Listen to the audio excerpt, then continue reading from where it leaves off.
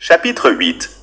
Marlowe espérait que la belle et étrange Melania Myler inviterait ses hôtes à s'asseoir dans l'un des salons de sa vaste demeure, mais elle garda son immobilité de statue et un regard indéchiffrable. « L'avez-vous rencontré » demanda Higgins, qui sortit son carnet noir et son crayon finement taillé. « Une seule fois. Mais est-il nécessaire de rencontrer souvent les gens pour bien les connaître ?» C'était lors d'une réception donnée dans un grand hôtel de Londres, à l'occasion du lancement d'un de mes produits de beauté. Dès que j'ai vu son visage, j'ai eu envie de la maquiller, mais elle était plutôt farouche, et elle a poliment refusé. Pourtant, j'aurais pu mettre en valeur le moindre détail de ses traits et la rendre incomparable. Comme la plupart des femmes, elle ne savait que se grimer, et non utiliser sa peau comme une toile de peintre sur laquelle une vraie maquilleuse dessine un paysage. Sur quel sujet a porté votre conversation ? Nous n'avons pas conversé, inspecteur. Je lui ai demandé si elle acceptait d'être maquillée par moi. Elle a refusé. Mais vous prétendez la connaître assez bien. Je sais lire un visage. Et qu'avez-vous lu sur celui de Savitri Jong ? C'était une femme étrange et passionnée, très originale et sans doute assez fragile, quoiqu'elle tentât de faire croire le contraire. Avec une certaine ombre à paupières, j'aurais effacé cette faiblesse apparente et lui aurais donné davantage confiance en elle-même. Mais ce n'était pas l'essentiel. Pouvez-vous être plus explicite ? Maquillées ou non, les femmes portent leur vie sur leur visage. Pour une professionnelle comme moi, il n'est pas difficile de savoir si elles sont heureuses ou malheureuses, si elles ont subi de lourdes épreuves, si elles sont naïves, sincères ou menteuses. Avec Savitri Jong, j'ai eu une surprise. Elle était verrouillée, il n'existait aucun accès. En touchant sa peau, j'aurais peut-être pu ouvrir des portes, mais elle a refusé cette exploration qui m'aurait passionné. Cette femme avait un secret, inspecteur. Un grand secret que personne n'est parvenu à percer. Ce serait donc à cause de ce secret qu'elle a été assassinée. Je l'ignore, mais c'est très probable. Connaissez-vous l'immeuble de Keir Gardens, mademoiselle ? Non, inspecteur. Où se trouve-t-il ? Dans la City. Je sors très peu et ne me rends jamais dans la City. Le monde de l'argent et des affaires n'est pas le mien. Je suis une artiste, non une financière. Pourtant, il faut bien commercialiser vos produits. Je traite mes contrats ici. Pourquoi cette question à propos de cet immeuble dont j'ai déjà oublié le nom ? Parce que Savitri Jong y fut assassinée. Un silence pesant envahit le hall humide. Marlowe, qui avait prouvé à maintes reprises son courage pendant la guerre, avait presque peur de cette femme immobile, au regard fixe et à la voix grave. Que dois-je comprendre, inspecteur ? Que mon collègue et moi-même recherchons l'assassin de Savitri Jong et que nous le trouverons. Le nom d'Ambrosius Braid vous est-il familier ? Ambrosius Braid, répéta-t-elle, intriguée. Familier n'est pas le mot, mais il ne m'est pas inconnu. Pourriez-vous être plus précise ? C'est difficile.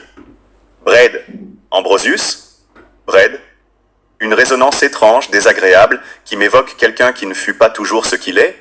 Je suis incapable de vous en dire davantage. Marlowe tressaillit. Melania Myler ne venait-elle pas, à son insu ou volontairement, de leur donner une piste décisive ? Un souvenir ou une vision ? S'enquit Higgins. Une vision, inspecteur. Je suis très sensible aux couleurs et aux assemblages de sons. Quand on prononce ces deux mots, Ambrosius Braid, on éprouve une sensation d'opacité. Cette opacité-là, Marlowe était bien décidé à la dissiper. Le crime était peut-être beaucoup plus simple qu'on ne le supposait. Une belle indienne qui était venue à Keir Gardens pour une raison précise qu'il faudrait découvrir. Un gardien qui se propose de l'accompagner au bureau de Ego Production, sachant qu'il est vide. Un gardien qui se transforme en bête répugnante et se jette sur elle. Un Ambrosius Braid qui étrangle sa victime après avoir assouvi ses instincts. Ambrosius Braid, un immonde assassin qui faisait semblant d'avoir découvert le corps. Avez-vous travaillé pour une société portant le nom de Ego Productions ? Demanda Higgins à Melania Myler. Quel nom ridicule ! Jamais je ne me serais compromise avec des gens affublés d'un pareil sobriquet. Pardonnez mon indiscrétion, mais où vous trouviez-vous lundi dernier entre 15 et 16 heures ? Je n'en ai pas la moindre idée, inspecteur. Je ne porte pas de montre et n'ai aucun sens de l'heure. L'heure, quelle horreur ! C'est elle qui dévore notre peau et la fait vieillir. En n'y pensant pas, on recule l'échéance et l'on empêche l'effet dévastateur du temps. Mais vous étiez bien chez vous ? Je l'ignore. Je suis incapable de vous dire ce que j'ai fait hier. La journée terminée, j'oublie tout et je ne songe qu'au lendemain. Beaucoup d'artistes me ressemblent.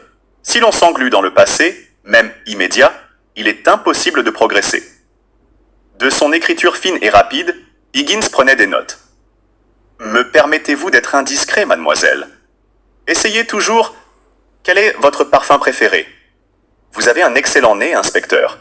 Dans ce hall, l'humidité étouffe toutes les senteurs, et vous ne pouvez identifier le mien. Approchez, je vous prie. Melania Miller tendit la main droite. Violette, rose d'Ispahan et un soupçon de mimosa. Magnifique, monsieur Higgins. Mon mélange personnel. Je me demande si du santal? J'ai horreur de ça, mais je ne désespère pas d'utiliser un jour l'herbe du tigre que j'ai découverte lors d'un séjour en Inde. Saviez-vous que le grand fauve, lorsqu'il est blessé au cours d'une chasse, se roule dans les massifs de fleurs sauvages et crée ainsi une fragrance inédite? Ce doit être fabuleux. Dès que possible, je repars là-bas, je m'associe avec un chasseur de tigres et je récolte cette merveille. Les plantes et les parfums, n'est-ce pas toute la saveur du monde, inspecteur? Sans doute, mademoiselle.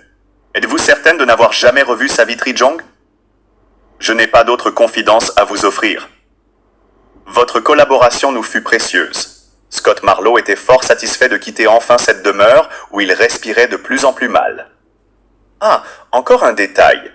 Lorsque j'ai conversé avec Savitri Jong, elle était très nerveuse et a lâché son sac à main.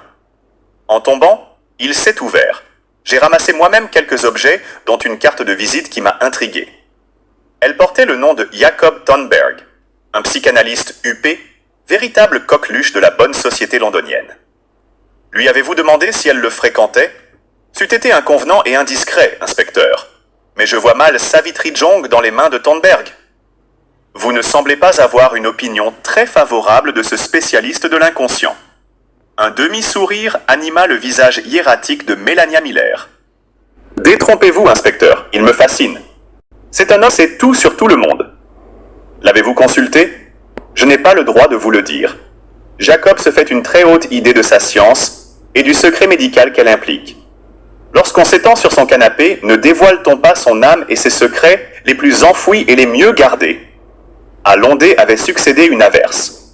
Courageuse, la vieille Bentley du superintendant brava les intempéries et prouva à Higgins qu'elle était encore capable de rivaliser avec des jeunettes au moteur forcé et à la carrosserie moins vigoureuse que la sienne.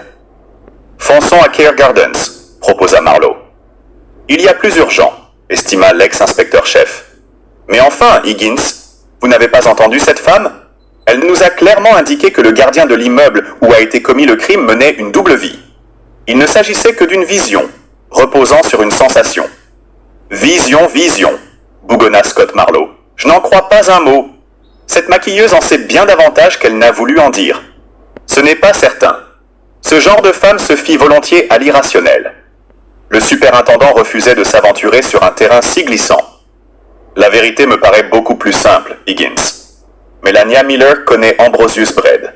Elle n'a pas voulu le dénoncer de manière formelle, mais a procédé par allusion. Poussez vos déductions jusqu'au bout, mon cher Marlowe. C'est-à-dire? Si Melania Miller connaît Ambrosius Braid, elle sait qu'il travaille à Keir Gardens. Autrement dit, elle y est allée. Et elle peut donc connaître aussi le bureau d'Ego Production où Savitri Jong fut assassinée. Savitri Jong, qu'elle admet avoir rencontré, au moins une fois. Vous considérez donc Melania Miller comme une suspecte possible. À condition qu'Ambrosius Braid soit bien l'une de ses relations. Interrogeons-le de manière serrée. S'il mène une double vie, ne serait-il pas préférable de le faire surveiller? Son comportement pourrait être instructif. Bonne idée, admit le superintendant. Passons au yard pour y donner les instructions. Cette escale nous permettra d'obtenir l'adresse de Jacob Thunberg. Le psychanalyste? Vous croyez vraiment? Melania Miller n'a-t-elle pas dit qu'il connaissait tout sur tout le monde? Peut-être détient-il la clé de l'assassinat de Savitri Jong.